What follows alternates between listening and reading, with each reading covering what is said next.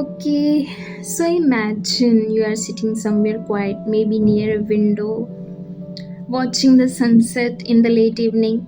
There's a kind of mood where you suddenly start thinking too much about life, identity, the environment, the nature, anything that stays with you for a while.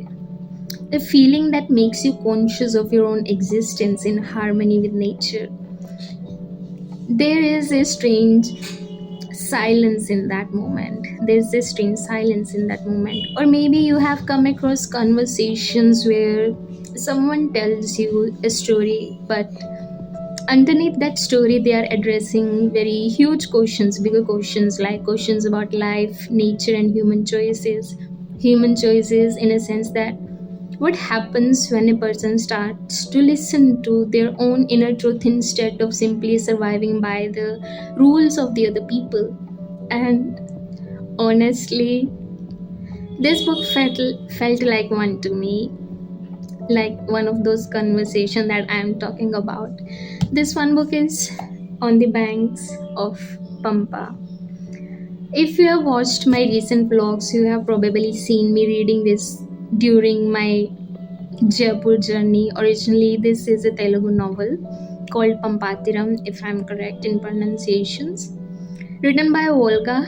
It's a retelling of small episode from the Ramayana, epic Ramayana, centered around Mahabharata and Lord Rama, and her meeting with Lord Rama actually. The beauty of this book is that it asks you to pause, to listen, to connect with the nature, because nature is not something separate from us. It is we humans who are part of the nature and not the other way around. Like we belong to nature, not that nature belongs to us. And there's a gentle message woven through the story that maybe structured life, order, and civilization have trapped us in ways that has disrupted the natural flow of life. And that's why the forest and wildlife becomes such a huge part of this book.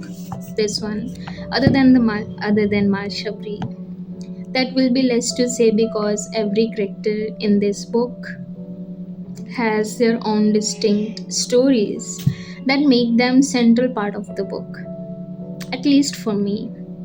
For me. For example, on the one hand, we have characters like Ma Shabri and Matanga Muni who are deeply rooted in presence and harmony with nature. Meanwhile, on the other hand, there are characters like Sutapa who feel shaped by systems, routines, and human made structures. And that contrast really makes you reflect on how deeply our environment shapes the way we think and how we make our choices. That's why the story, even if it is tiny, it feels bigger than itself.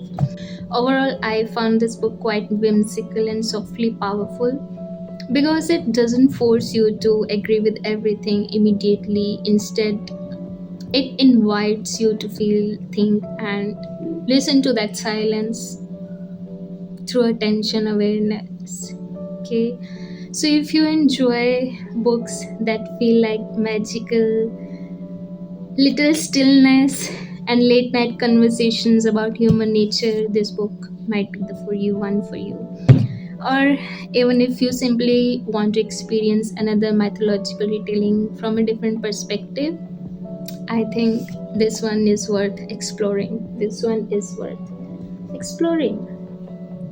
Okay, and if you have already read this book, do let me know your thoughts, and happy reading to those who are going to buy and read this book. And if you enjoy book talks like this, stay tuned for more and let me know what you think about this book. You have definitely